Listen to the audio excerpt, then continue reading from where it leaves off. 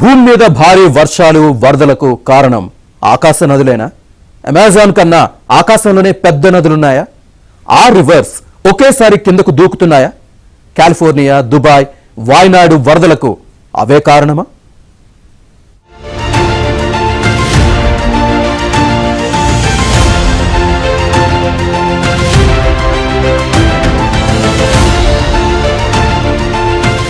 దేశంలోని అనేక ప్రాంతాలను ఇటీవల భారీ వర్షాలు వరదలు ముంచెత్తాయి. కురిసిన చోట కుంభవృష్టి, ఈ ప్రకృతి విపత్తులకు పలువురు ప్రాణాలు కోల్పోగా లక్షలాది మంది నిరాశ్రయులయ్యారు.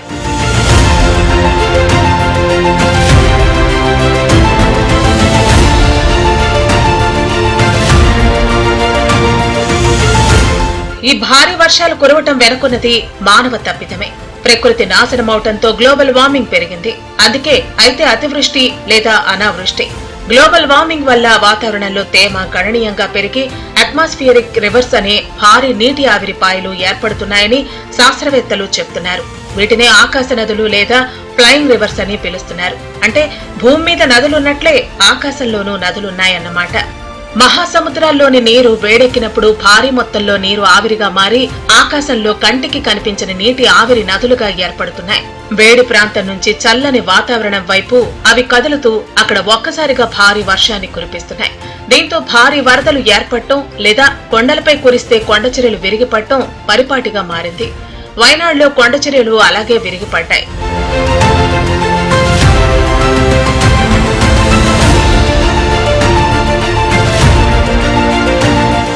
భూమధ్య రేఖ ప్రాంతాల్లో కదులుతున్న నీటి ఆవిరిలో 90% ఈ ఫ్లయింగ్ రివర్స్ మోసుకెళ్తూ ఉంటాయి.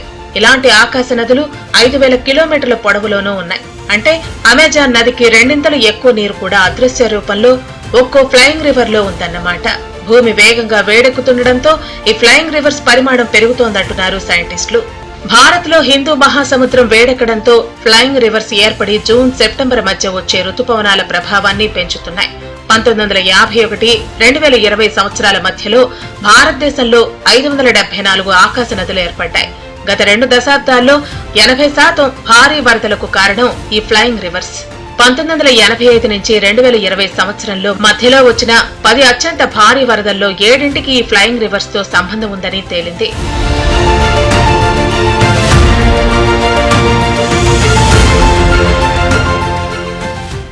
సో దాన్ని ఒక అట్మాస్ఫియరిక్ రివర్ అని దాన్ని పిలుస్తుంటారు. సో అలా ఉన్నప్పుడు అట్మాస్ఫియరిక్ రివర్ చాలా వరకు తేమ హోల్డ్ చేయగలుగుతుందండి. ఒక్కసారిగా కుండపోతగా వర్షం పడుతుందండి. సో ఇది అట్మాస్ఫియరిక్ రివర్ ఎఫెక్ట్ అండి.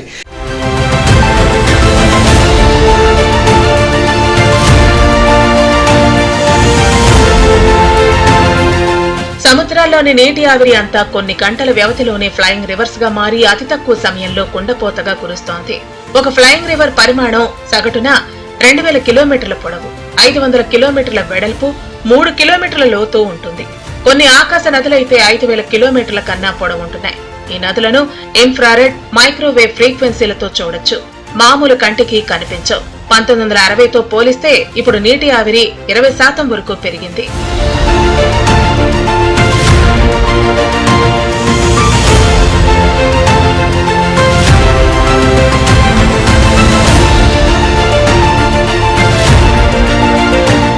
దక్షిణాసియా ప్రాంతంలో 56% విపరీత వాతావరణ పరిస్థితులకు కారణం ఫ్లయింగ్ రివర్సే. అయితే మన దేశంలో ఈ ఆకాశ నదులపై అధ్యయనం తక్కువగా జరుగుతోంది. తూర్పు చైనా, కొరియా, పశ్చిమ జపాన్, మడగాస్కర్, ఆస్ట్రేలియాలోనూ ఈ ఫ్లయింగ్ రివర్స్ మరింత తీవ్రమయ్యాయి.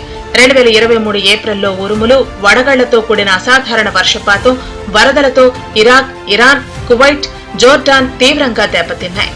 ఆ తర్వాత చిలీలో ఒకేసారి 50 సెంటీమీటర్ల వర్షపాతం కురిసింది. ఆస్ట్రేలియాలోనూ కుంభవృష్టి కురిసింది.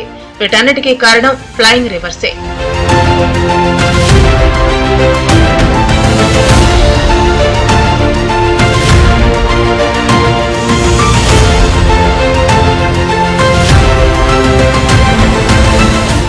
ఏళ్ల క్రితం బ్రెజిల్ సైంటిస్ట్ ఆంటోనియా నెబ్రీ ఈ ఫ్లయింగ్ రివర్స్ ను కనిపెట్టారు. అప్పటి నుంచి వీటిపై పరిశోధనలు జరుగుతున్నాయి.